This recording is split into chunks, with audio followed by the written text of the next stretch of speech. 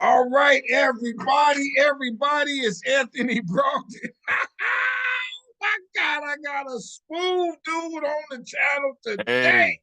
Hey, He hey. won them PhDs. Let me tell you Oh, something. My Lord. man's so tight. He wrote the paper, and they told him we ain't got to read it.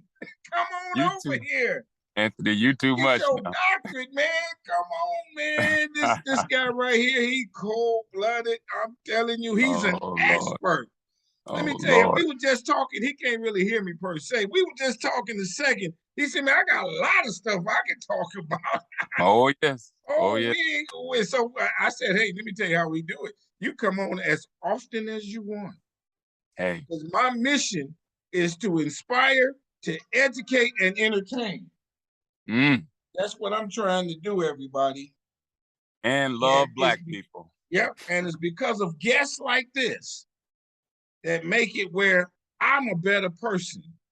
And I know my viewers are better people because we have been taught some stories and within our history that have an inspiring antidote to them. You Yes. can't stop us. So hit the subscribe button on Strong Inspirations. It's free. It don't ask no information. It don't do nothing but let me know you like me and I like you already. Hit the notification, hit the like button on this video. You're gonna like this one a lot. Watch this.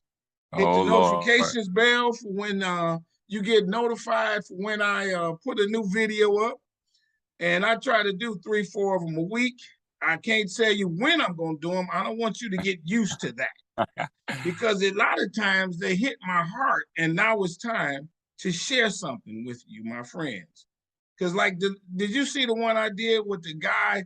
He's another one of these PhD dudes. My man talked about there were black people in the Communist Party Yes. back in the day. Yes, And he sir. explains what communism is and all that and a little bit of that history. Watch that video. Did you see Mm. the one I did? And let me tell you something. I got emotional on this one where I shed a tear on this lady out of Laurel, Mississippi. She like one of them Ida B. Wells type sisters. She was setting up one of them marches. Now the sheriff called her the night before and said, we hear it's gonna be trouble. She said, I ain't canceling. And when they got to City Hall, people had heard that they were there to tear down the Confederate statue. She said, I don't give a hoot about that statue. I don't look at the statue. I'm only here in love. And the white folks was up in the trees and they had their guns and rifles. It could have gotten very ugly. So one of the black guys that was marching with her, he got his gun too, just in case. He took it and laid it on the ground in front of the white guy and said, I'm here in love. And the white guy, I'm a Christian. All right, man, shake my hand. And then she took it, and now she's got a museum down there. Watch that video. Did you see the one? And this one here is deep. I got a guy on this channel. They had his great grandfather at the tree with a rope around his neck because the white guy come to the house. The wife ain't got the insurance premium, which might have been 20 cents, whatever it was. She said, I ain't got it.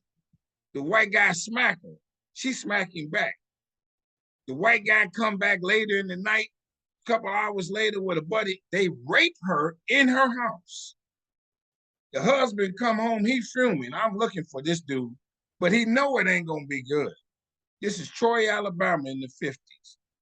So they come in, they rape the wife. He comes home. Things go where it go. He can't find the guy. The KKK come back to the house in the middle of the night, kick in the door, beat him, strip him naked, and got him at the tree. And the only thing that saved him was he's in that one of the Masonic orders. There's a Masonic distress signal. He did that. The white guy under the robe let him go. He said, but if they catch you, ain't nothing I can do. It's that kind of thing that I try to present and more.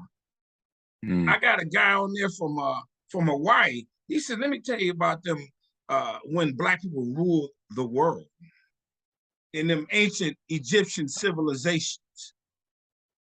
Watch that video.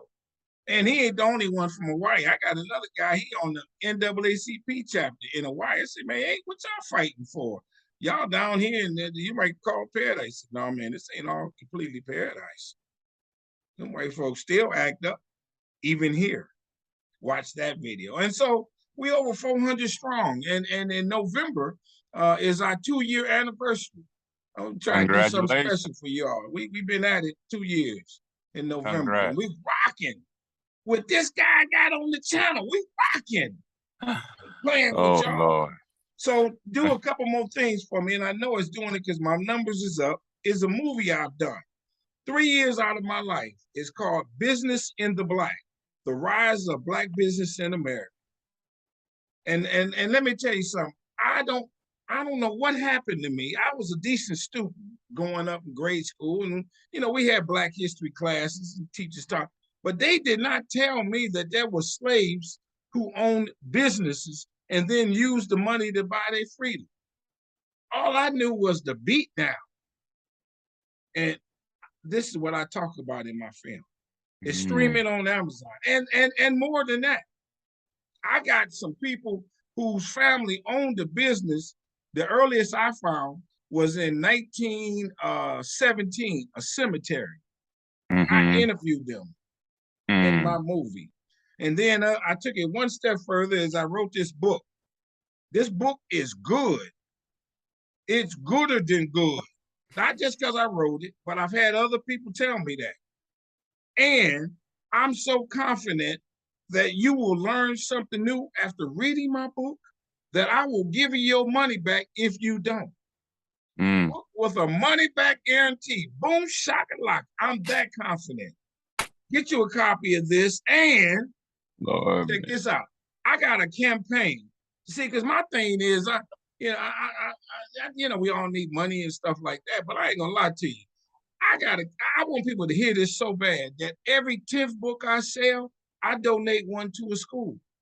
And so far, I probably have donated about 400 books. Not bad. Great. I want to donate 10,000. Y'all do the math. And so, and it ain't expensive. And I ain't gonna lie to you, not like my guest today, he one of them smart cats like that. I'm not no big book reader. So if you can give it to me straight, no chaser, and just let me, get the fact and kind of move along, then I'm good. And that's what I do in my book. I don't add no commentary on these facts because then I got to interpret it. I don't want to do that. I want the fact to stand on its own merit. It's over 200 facts. And just because you be like, man, I ain't never hear that. I ain't gonna believe that. I never heard of that person. I give you the link in the reference section of where I found it. Check it out, my friends. And so check this out. Y'all know I use that term strong a lot. Strong is my favorite word. I use it on everything. You add strong inspirations.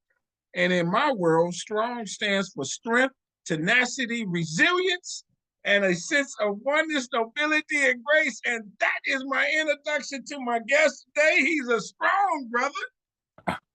Super. Oh, man, come on, introduce yourself. Thank you for being on Strong Inspirations. My brother. I ain't never been introduced like that. Yes, sir. Thank you for that wonderful introduction and all that strong inspiration on this Sunday morning. Thank you for having me. Thank you for introducing me to your audience. I'm Dr. Carlos Hill. I teach at the University of Oklahoma in the Clara Luper Department of African and African American Studies. My career has revolved around teaching Black studies, but my work and witness revolve around trying to tell the stories of victims, survivors, and descendants of America's, 400-year assault on Black people and Black bodies. And so I tell those stories as a historian of Black studies. All right. Now, what we're going to do, we're going to get into some of that because I like that. Hey, come on. That's good stuff there. But I do got to mm, ask a couple questions about you so that my guests know who you are. Where mm. were you born and raised? I am from Louisiana, born Lu- and raised in Louisiana. New Orleans? I've lived in New Orleans, but my parents and I and my grandma, all my people are from the Louisiana Delta, which is probably a part of Louisiana you haven't heard of. Yeah. Marouge, Louisiana, Bastrop, Louisiana, Okay. that part of northeast Louisiana that abuts up against the Mississippi River. That's what I call home. Now, why do they call it the Delta? Is that more than one city? Is that a community? It's a It's region. What is the it's Delta? a region. It's a region. So the Louisiana, Mississippi, and Arkansas Delta is a region of a region of those of that part of the country that have large Black populations, right? This is Okay. the Black Belt of America. You have Oh, counties with upwards of 50 to 70% Black, right? And so the okay. Delta is a place where you have very large Black communities, old Black communities, that are mostly descendant from enslaved people. Sure, sure. Um, and so I grew up in that region, and I grew up, in the remnants of the Jim Crow plantation South. My grandmother lived surrounded in a house surrounded by cotton gins and cotton mills, and so I grew up with the remnants of that plantation, that dying plantation economy, and that's in my bones, that's in my Oh, capillaries, and so that's what I end up studying, as a professional historian. I end up studying the stories of my people who've been brutalized by white supremacists, especially lynching. oh, And so my work is in many ways reflective of and mirrors back to myself and the world my experience as a Black man growing up in Louisiana, okay. the experiencing the remnants of the dying plantation economy Okay. that ensnares so many Black people. All right. Let me stay back on you growing up though. So did you live on the black side of town? The Black Belt, brother, Black Yeah, Belt. but I'm saying, is there a white side of town where you live? um, no, I mean you kind of erase what you think of how neighborhoods and such are built, right? This again is the plantation South. There are no neighborhoods. These are, and when my grandmother lived was a row of maybe 4 or 5 houses that used to be plantation homes. So this is not neighborhood. So these were all Black people living in close proximity to each other because they worked cotton fields for a Okay, hold living. on. Let me ask you this. Now, how big is the house? You wasn't in the house where the plantation owner, were you in the house that the slaves lived in? No, these are homes from the 1940s and Yeah, 50s. yeah, yeah. Okay, Yeah, okay. But not from the Civil not War not era. yeah, but okay, but Yeah. but then are these is the ground that the homes were built on, were those at one point plantation houses?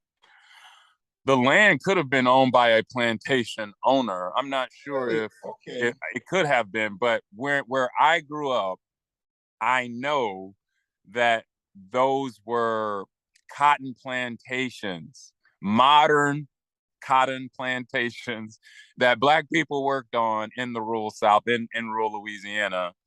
And my grandmother, for a time, her family for a time, my family for a time, worked in cotton gins, the modern cotton economy, not picking cotton like you Yeah. did in the 40s or before the 1950s and tractors. But after that, you worked in cotton gins. And so my family, my mom, my father, my grandmother certainly for a time worked in cotton gins. And so I grew up around the plantation South, the remnants of it anyway. And in many ways, my scholarship is about trying to understand the plantation South, both during slavery, after slavery, and the impact that racial violence, lynching, and Yeah. all that had on the Black experience. That's what Dr. Hill's work is about. Now, when you say so, like so the cotton gins are the major employer in your area. Is that one of the major They were, employers? they Okay. were, they were. What is it to work at a cotton gin, and what is that? Is it what does that building look like? Is it a warehouse? And in the Mm, back it's modernized. What kind of yes, work do yeah, they do in those? Maybe that's the question. yeah. Well, you got to realize, Anthony, I'm not that old. Yeah, And yeah, people tell me I look younger every day. yeah, yeah, Uh, yeah, yeah. but I haven't worked in a cotton gin, and certainly not a modern cotton gin. But having familiarity with it, what you see is what would look like a big warehouse. And in the front of it, you will see, um, bales of cotton. And those bales of cotton will get sucked up a chute, right? So all the cotton has gotten picked from the field. They bring it to the cotton gin to be processed. In front of the cotton gin is all the cotton, and then there's a chute that all the cotton that has just been picked and organized and separated, it goes up a chute, Okay. and then it gets processed. And so the modern cotton gin is automated. Yeah, I got you. The Civil War, or the cotton economy that our people broke their backs to make, that was a hand by hand. You pick the cotton, you separate the cotton from the seed, right? And then you have to stack, or then you put it in bags, and then you stack it up for just so for the plantation owner. All the processing went through enslaved people. The modern cotton gin, everything is automated, everything Yeah, is sure, sure, computerized, sure. right? And so that's the difference. Is there is there a smell in the air of some sort because of cotton or Yeah, because of there's the all you gins? see. Yeah, all you see is little cotton balls in the air and Oh, cotton really? seeds flying around during cotton season. And that's probably why I have such bad allergies, is I grew up Oh, with the really? smell of cotton flying all around. Um, Oh, okay. Particularly this time of year when it's being processed, Now, what right? is that? What time of year is that? Harvest time. Which is what? August through Well, now I mean it's the cotton. It's nearing full bloom. Right before it gets really cold, really cold, is reaching its full bloom, and so now is the time that they're going to begin to harvest, pull it out of the ground. okay. And you're gonna in 2 months you'll have some t-shirts. Well, now what about what happened before now? Like what was going on when you were growing up in the cotton area like that in October? Not October. In February and March, the land was more barren and you could play on it easier, or what was that like? Yeah, yeah. I mean, I really didn't. I mean, and again, like I, that's why I keep prefacing that the remnants of the dying plantation economy. By the time I was, 8 or 9 years old, my mom and dad were increasingly not working at the cotton gin anymore. They were just doing different work, because the pay was increasingly worse because it was becoming more and more automated. And so my memories of the cotton gin and my revolve around my parents working there, not so much playing in the cotton fields, or because I wasn't nostalgic about it in any way. It was just, it was the backyard, or it was across Okay, the street from me. It wasn't. okay. We certainly didn't run in the cotton fields because there were all kind of little vermin and things in Oh, there, really? snakes and Okay, everything. You don't want to just be running off in there. okay. There's stuff in there. Did you go to an all black high school and that kind of thing, or were there some white kids at the high school? Majority black. I started at Bastrop High School in Bastrop, Louisiana, which is the biggest town in that area. So there was Mer Rouge, where my grandmother lived and where I spent most of my time. But and certainly when I was older, I spent most of my time. But For high school, I went to a town probably 20 miles away where my parents lived, which was Bastrop, Louisiana. And Bastrop is a mill town, so a big mill town. It's a paper mill town. Let me put it that way. Okay. And so everyone that I know at some point in time worked at the paper mill. Okay. But I went to Bastrop High School in Bastrop, Louisiana, and it was a town of about 20,000 people. Okay. Mostly supported by the paper mill. Okay. Let me ask you this. Do you know where the plantation is in your family? That's a hard history. Part of my journey is I haven't yet had the courage to really dig deep into my family's connections with slavery, like my particular linkages to slavery. I have not given that time and space, but that's something that I know I need to do and that I will do. Okay. It just hasn't been the season for it yet. What I will. What did your grandfather do? So you have to understand, everyone that I am connected with is some way connected to this plantation economy, because this is rural Louisiana. The only jobs available for Black folk for my grandmother's generation was being domestics. And if they were really, really fortunate, teachers. But there were no opportunities. You had to make the best of what was a racist, oppressive system. And so my grandmother was a domestic worker, worked in white people. She would say, I work in white people's homes for her whole life. She cleaned what she would say white people's churches her whole life. Wow. All she knew was hard work. And the day that she died, right, she was still working, because that's what her generation knew, right? There was no retirement. There was no nest egg. There was just work. And she was strengthened by that. Certainly, she wasn't weakened by that. She was strengthened by it. But that was her reality. There was no going off to college and becoming, somebody in the white man's world. That was not it.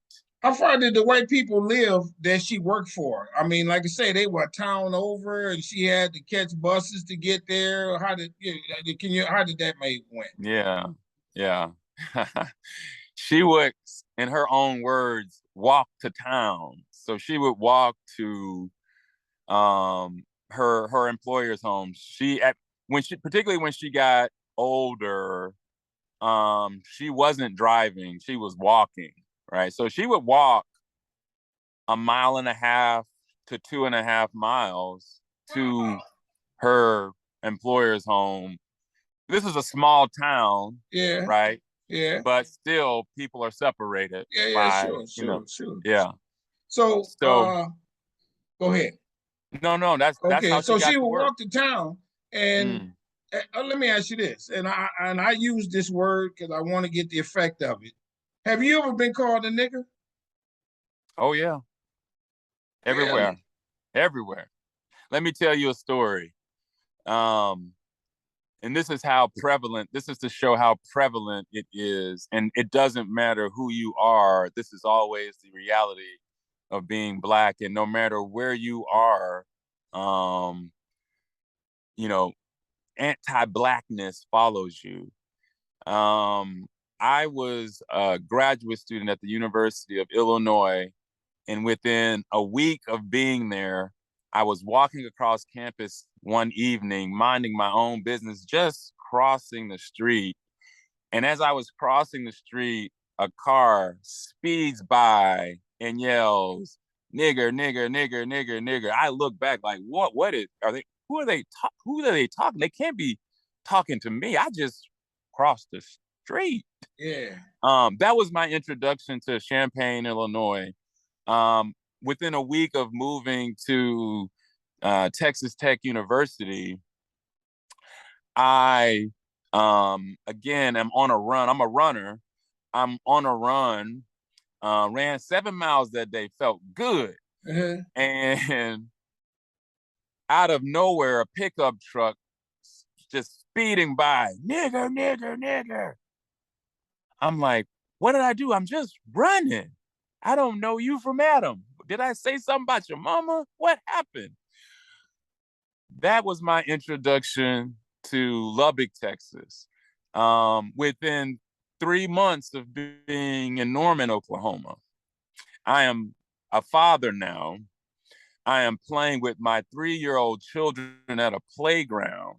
This is after the election, the 2016 election that Donald Trump won. I want to contest that election now. I don't know if he actually won. I want to contest that one. Oh, sure. I don't know if he actually won, Anthony. Sure. Let's go back and see the result. Yeah. But right after that election, I'm with my children. 2 months, right after the election, I'm with my children on the playground, and a pickup truck of young white men comes like screaming by, nigger, nigger, nigger. And I'm like, I'm with my children. We are playing. And so no matter who you are, no matter where you are, no matter what class position you occupy as a Black person, you can be Barack Obama, or you can be homeless on the street. Anti-Blackness is going to follow you. Yeah. And so as I am told often by freedom fighters, Marilyn Looper, the daughter of Clara Looper, who's the mother of the Oklahoma sit-in movement, civil rights movement, because of the prevalence of anti-Blackness in America and in the world, you got to grow some tough skin. You got to get really resilient in this world, or it'll eat you alive, especially when it comes to anti-Blackness and white supremacy. When you were growing up, did you know your place in life? You knew white people. Did you have a feeling white people were better than Blacks? I'm gonna stay over here, they over there. And let me answer go? this is the best way I can. Hell no, I didn't think that. Okay. I did not think that. I couldn't do what I do if I thought that. My parents did not think that. My grandmother certainly didn't think that. I would be betraying my legacy if that was what I thought. I mean, the only reason why I can stand in front of you and say what I say is because of those people instilling in me that strength, that resilience, that belief in Black people, that love for Black people. I like you have that on the back. I love Black people. Yeah. You can't love Black people and think they are inferior. But okay, we're gonna stay on this just a tad longer then. So when your grandmother worked for them white people, what did she say when she came home? I'm happy I had a good day working for Uncle Charlie. Uncle Charlie is a good boss. Or did she come in and say, I hate Uncle Charlie and I can't wait till I got a better way of life? She ain't gonna say I hate them. That's one thing she ain't gonna do. She ain't gonna do that in her own home. Well, you gotta understand, my grandmother, my grandfather, that generation were faith people, deeply religious, and cursing, hollering. Yeah. I got you. That's just not gonna happen. These are deeply people who live in poverty, but have the highest dignity for themselves and for other people. Like carry oneself as if they were president of United States, but live in poverty, right? And that's where my sort of faith comes from, is sort of seeing how my grandmother, no matter how much money she had in her pocket, she always held herself with deep reverence and dignity. And I try to hold that no matter where I am. I try to carry myself with the same kind of dignity that she had, even though she lived in poverty her whole life. Do you Um, know of stories in your community where they may have lynched a guy, or the injustice that they did to black people, um, the discrimination that they had in the school system? Are there stories like that that you know? oh yes, oh yes. It's too many. That's too much racial violence that happened in the Louisiana Delta, the Mississippi Delta, and the Arkansas Delta, the area that I study in my scholarship. For me to talk about one, but if I am going to talk about one, I would talk about the one that I've studied the closest, and that's the murder of my dear brother Emmett Till, the 14-year-old African American young man who was murdered by two white men in Money, Mississippi, in August 1955 for whistling at a white woman, Carolyn Bryant. Okay, White let me woman. stop you there. Let me stop you there. It's always a white woman that they cause these massacres. Yeah. Tulsa's a white woman. You name them. It's always a white. Did he whistle at her? Did he not know that that wasn't the right thing to do? Or was she walking around naked? Why did he whistle at her? You know what I'm saying? Just thinking about it. Yes. No, Emmett Till was an innocent, sweet boy. He was a fun-loving human being. He was a bright light. And bright black lights that shine bright always draw the ear of white people, and certainly in the 1950s Mississippi. And Emmett Till was a victim of that more than he was a victim of not knowing.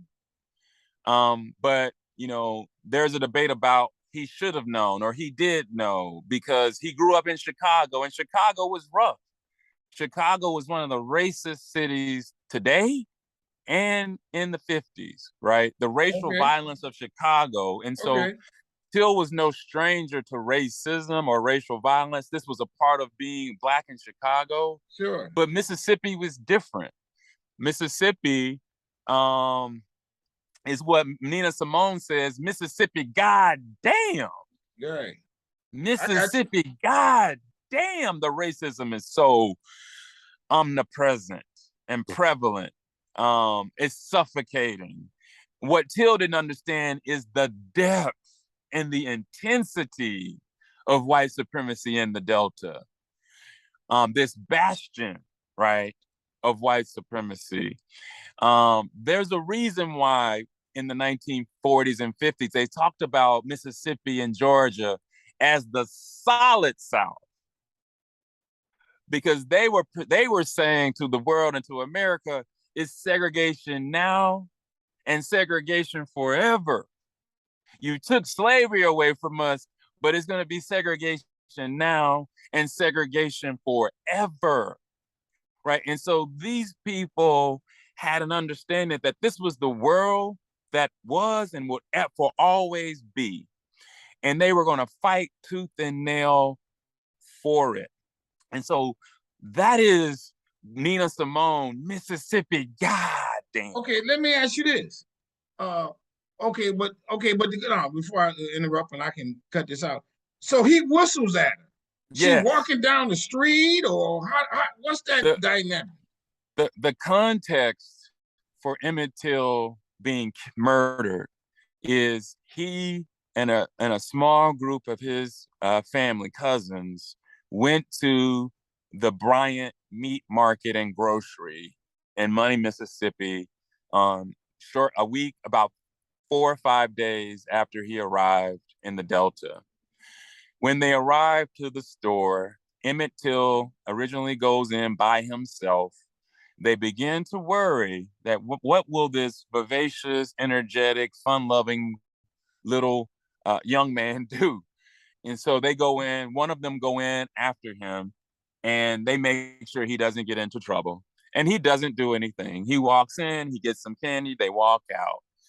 What happens next, no one can anticipate, Carolyn Bryan walks out of the store, the white woman. And when she walks out of the store, Till turns and whistles in her direction.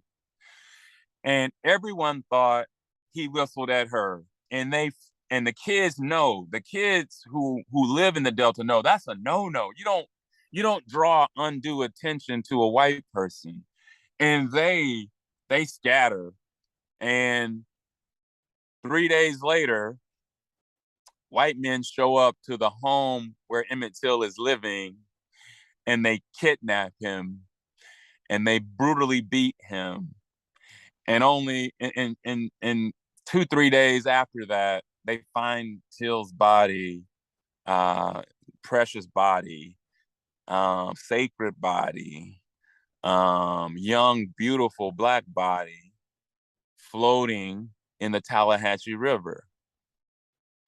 And his murder sparked the civil rights movement. Yeah, yeah. Have you ever done anything off to the edge when you were growing up, off to the edge, that you know that if they could, that this, you know what I'm saying? Have you ever had an Emmett Till moment? Have you ever thought to yourself, I'm gonna throw a rock at a white kid?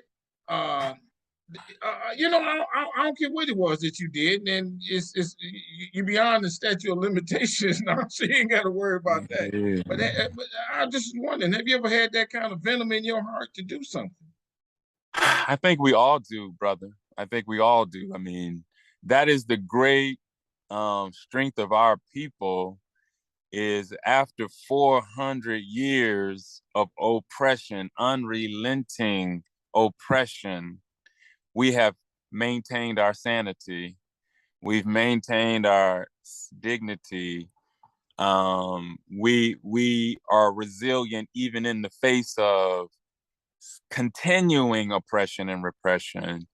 Throughout our experience, whether we're talking about the Black Panther Party, or we're talking about Black Power organizations who said enough with us shuck it and jive. And these are their words, not mine. Enough of us pandering to white people. We are going to be black and strong. We're going to meet force with force. We're going to defend ourselves at minimum. That is a strong current in our experience. But at the same time, I think the deeper and longer lasting one has been the strength to keep on keeping on, the strength to keep the faith, the strength to keep believing in our sacredness, is why we have remained as steadfast, as strong. A weaker, lesser people would not be here. We're still here. When you talked about your grandparents being deeply religious, in church Yes. on Sunday, what did the pastor say? The pastor Oh said my that goodness. God is going to take us and he's going to stop these people from Yes. hating us. God is going to get some of them for hating us so bad and treating us wrong. Or Yes. we just going to figure out a way to turn the other cheek and deal with it. What would the pastor say on Sunday? The my pastor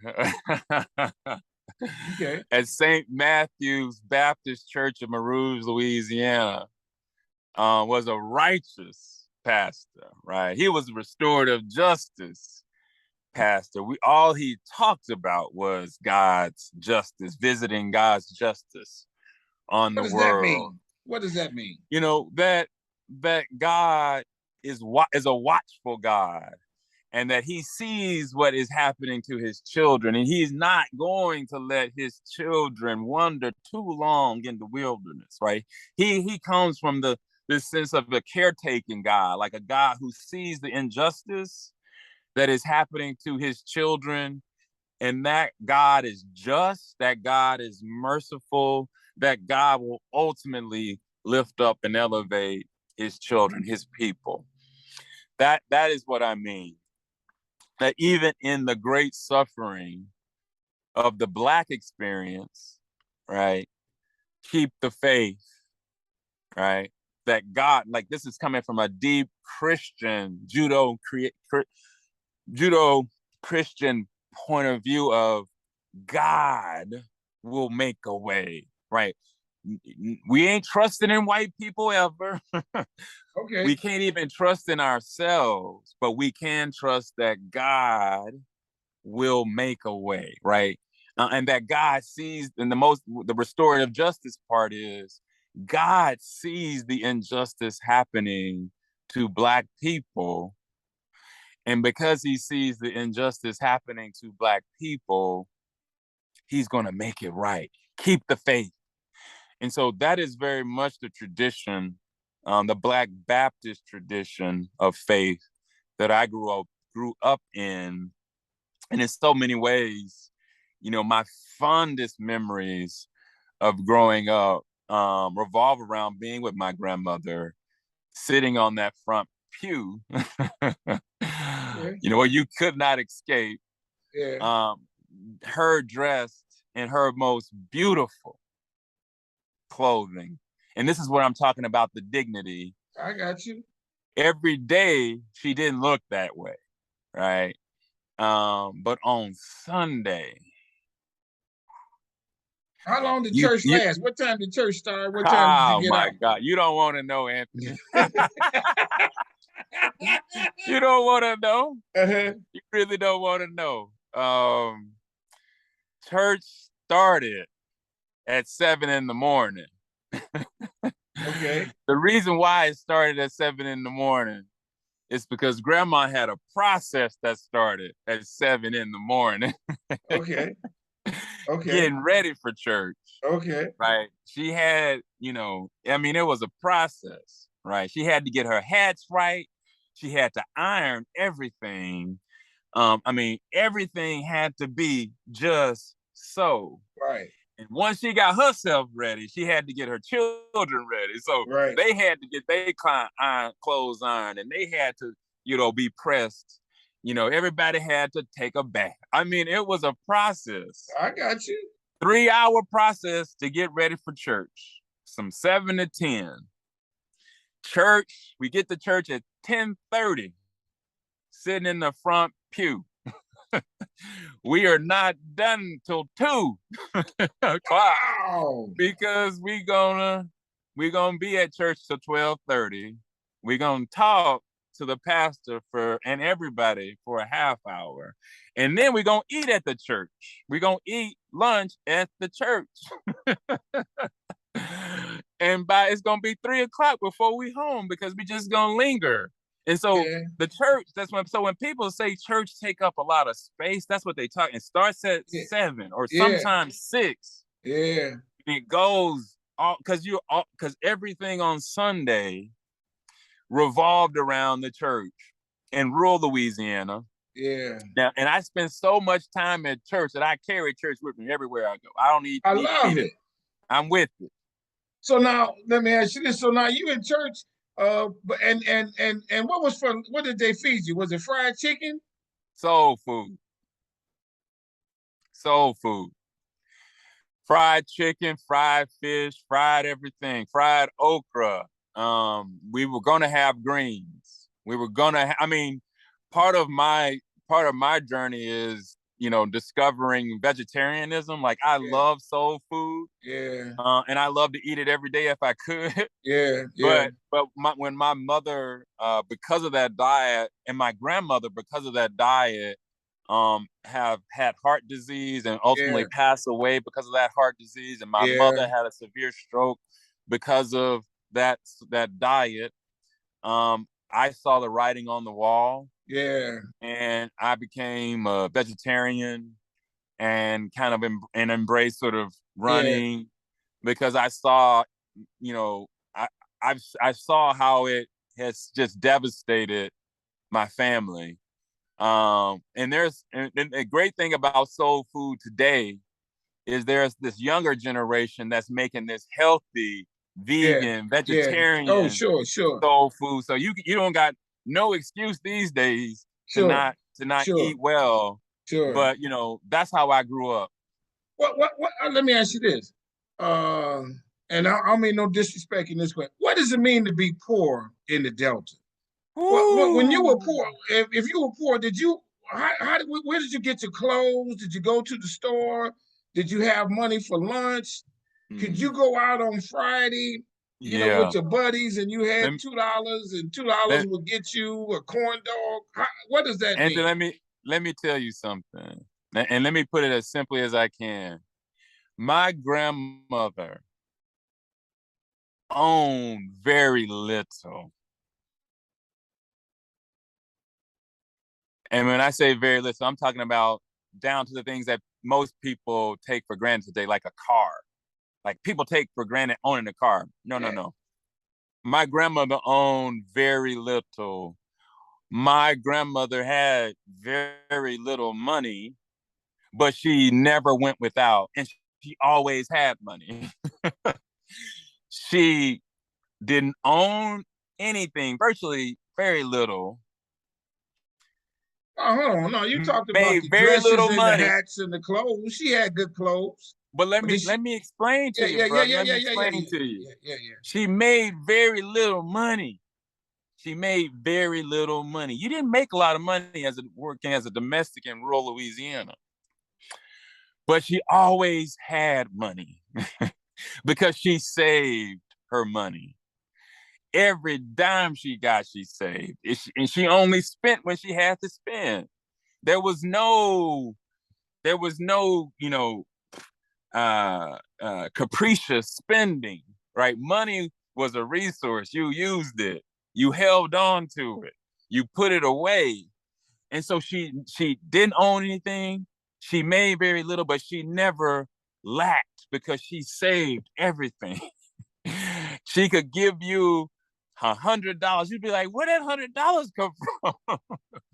I She got you. always had money. No matter, and I still to this day don't know how she always had money. She did not play with money. Money was a sacred resource. Did you have And money when you were growing up? How did you get? I mean, did you do a side little job cutting grass or? it's no way that I couldn't have worked with my grandmother working the way she did. You know what I mean? Okay. She was working in her late 60s into her 70s as a domestic, right? Having, having back issues. I mean, all the issues. Still doing that back-breaking work. And that's the strength of our people. That's also the oppression and the anti-blackness of the Mississippi Delta. Um, But again, yeah, what did you do for a hustle to make some money? Could you be a paper I boy, anything like that? my first job was working for my aunt, my grandmother's daughter, um, working for her at McDonald's. My grandmother's daughter, Sharon Winston, she was a store manager of three McDonald's in Mississippi, and I traveled to Mississippi every summer, similar to Emmett Till, um, to spend the summer with family. And during the summers, I would work at McDonald's for her. I would do from age 13 or 14 till I was 18. I worked as a janitor for her in the summers at McDonald's. Did you ever have a moment where your life was in danger because of white people? You were in the wrong place. Some white guys kind of cornered you in the alley. You were walking down the street a little too late. Did that ever happen to you? Um,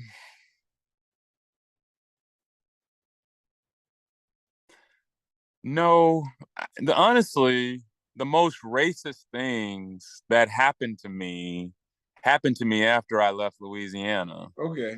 Okay. So, okay. Um, Yeah. I was I lived in a protected black community. I did not spend time with white people. I just didn't. I mean, it Okay. just didn't happen. Um, Even in the 1980s, 90s, I was within a loving, protective black community. When I wasn't at my grandmother's, I was at a place, and you're gonna laugh at this, Anthony. Okay. But I was at a place called the Hilltop. The Hilltop.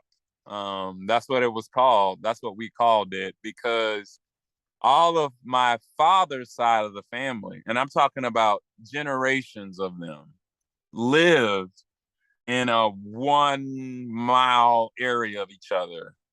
And the biggest homes there, and were the hill homes.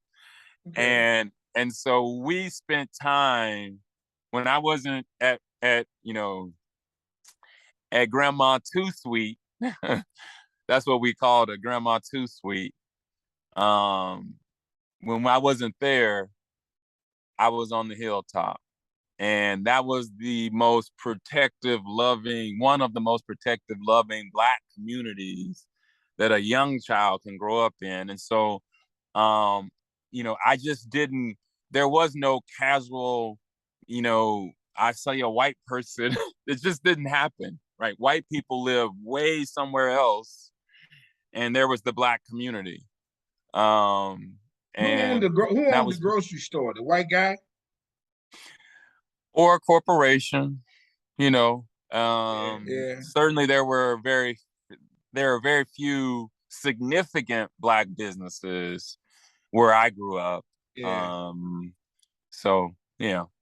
When you when we talk about who owned the community, um, the party store was Black owned, I'm sure, right? The little small party store, they had little pops and chips and stuff like. You maybe had one of those, uh, Yeah. had one or two of those there. And then the other question that comes to mind is that, and you have this because of your northern experience. People say that they like the South better because they know where white people stand. Is there some truth to that, or compared to Yeah. being in the North and they're racist and they don't tell you they're racist? In the South, they say I'm a racist, and so now we know where I'm at. Yeah. What does that do I for mean, you? Yes. I I think today white people, Southerners, are very conscious of that R word being called a racist. And so the cavalierness of white supremacy of the past, that for the most part is gone, with the exception of the Klan. But increasingly with Trump, Yeah, the white nationalists who are yeah, also deeply racist, yes, or louder. But just talking about white Southerners, like as a yeah, group, what I experience is more subtlety than out in your face yeah, racism. yeah. What I experienced, with white teachers were lower expectations. And what I Oh, experienced, like really? with white kids had no problem calling you a nigger, on the playground. Like but a white person would not, in your face like that. And so Yeah. there's these subtleties of the way in which I remember childhood. There were subtleties to racism, that are similar to, say, growing up in the North. And that's why I say, in so many ways, the most racist experiences that I've had, the most overtly racist experiences that I've had, have been the ones that I mentioned to you. Yeah, right. When uh let me see. My other question, and I know because of timing we coming to a close, so to speak. How about this? Did your did your grandparents, grandmother, your mother see you graduate with your doctorate, and then how much of a happy moment for a guy like you to come through what you've come through, to reach that height? What was that, a big dinner back on the pot? What? Yeah. How did that go? If you don't mind. I want to answer that first part. What does it mean? And then I'll tell you what we did, or what I did. Um, it means everything, Anthony. Um, and believe you believe me when I say this, every class I teach, every time I'm in front of my computer, every time I'm on the lecture, every time I'm on the stage giving a keynote address, my grandmother is with me, right? She is right there with me. Her voice is what gives me the strength. She speaks into me a lot of these stories, the significance of these stories. So she's with me everywhere I go. And so it feels amazing to be bringing her along this journey, being able, and I know she's watching, being able to see, me talk about her experience, our people's experience. I know she's proud, right? Because I'm carrying her with me. In terms of what we did, Did she see it? Was she alive when you graduated? How far? that's why I say I'm carrying her Yeah, with but me. what about in college? Was she in college? How So old were you when she died? Yeah. my grandmother passed away when I was 17 years old. Okay. So she didn't see me graduate high school. I graduated from Louisiana School from Math, Science, and the Arts, a college prep academy. She didn't see me graduate from there. She didn't see me go to McAllister College, a liberal arts college in Minnesota. She didn't see me graduate from University of Illinois with my PhD in history. She didn't see that physically, Yeah, I but got I've you. carried her with me this whole time. And now my grandmother is literally on stage with me when I'm talking. Like I'm introducing her on stage. That's how deeply she lives with me. Every time I give a lecture, I reference her because of the strength of her witness. So most definitely, my dear brother, it means everything, right? That I came from there, right? Because her story, my grandmother's story, is a story of resilience, not resistance, resilience.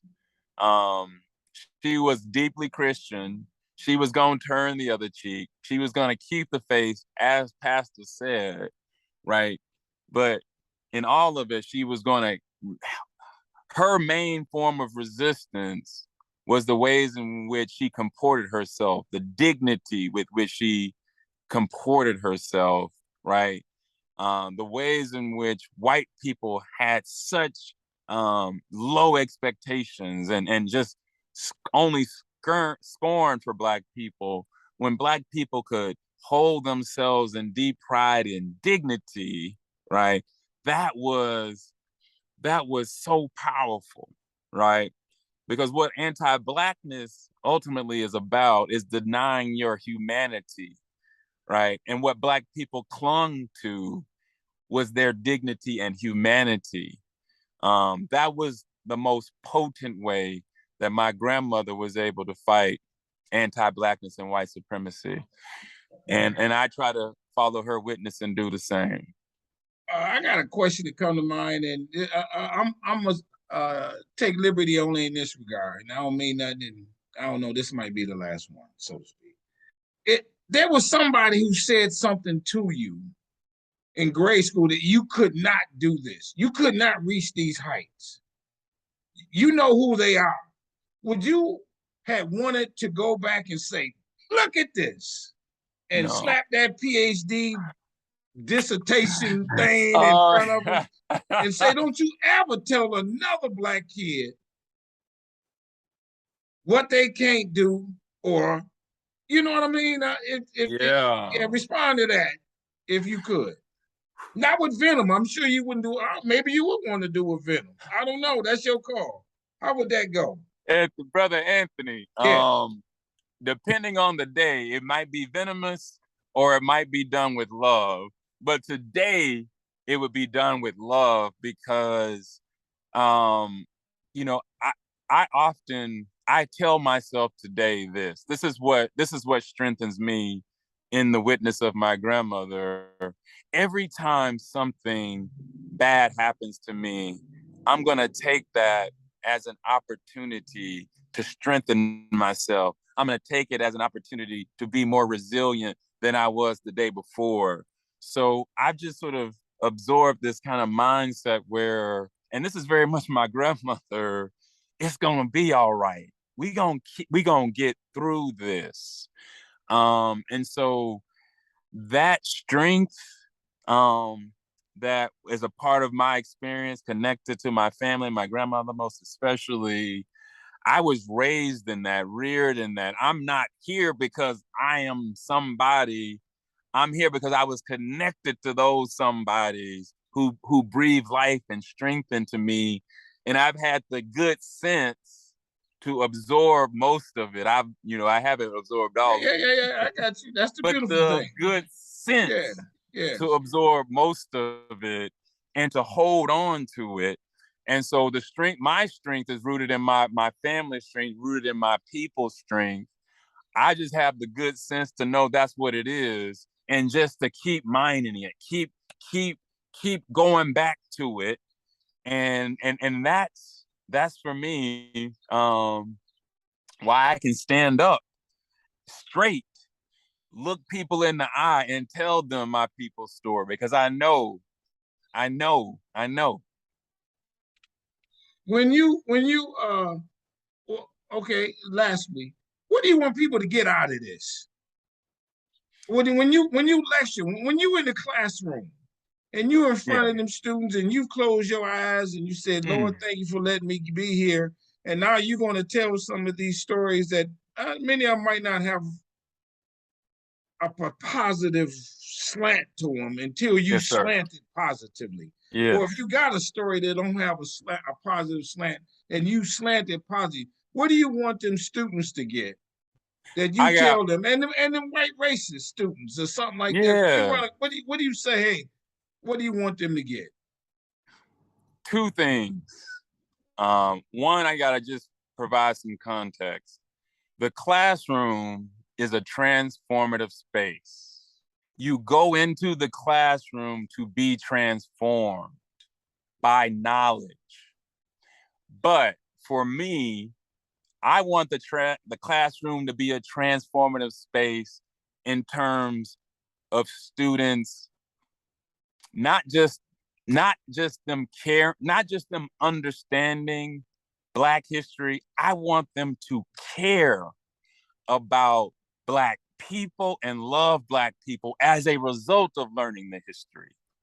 And so I'm trying to transform students' attitudes and feelings toward the past, not just their knowledge. And so if I can get students to care and love Black people, Black students to love themselves, and other students to care about Black history and to love Black people, the classroom has been a transformative space, to the extent that we go into there with a prearranged set of learning objectives. You need to know this, and this. They will learn a lot. Their knowledge will grow, but they won't be transformed. I think people are truly transformed when they care about something.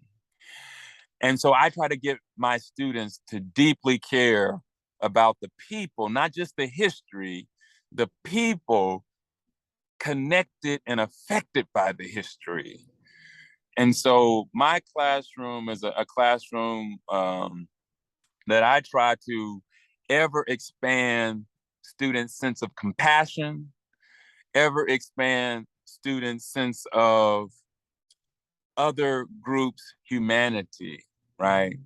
And so that's where I am, my dear brother. And Okay, I brother. can talk to you Yeah, all yeah. day. We got to come back. Let me ask you one more thing. Now you've written a book or something, right? Yes, sir. You don't have it with you though to show us. I usually do have a copy. I can't Yeah. keep my books because I give them all away. Oh, okay, Um, okay, but okay. I But think what's the I name of don't the have book? any with me. What's the name of it? The most recent book that I wrote is Beyond the Rope.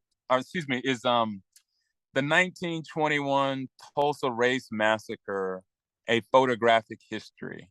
Okay. And so it's a book about the 1921 Tulsa Race Massacre, that, you know, it's the best thing that I've ever written.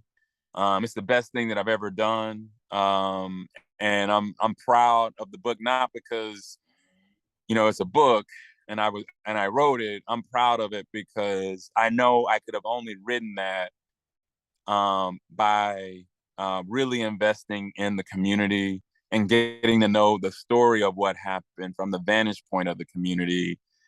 Taking time to do that is how that book came about. And like I said, it's the best thing that I've ever done as a scholar. And just definitely I'll send you a link to it after the show. Yeah, and the book is available on Amazon and that kind of thing.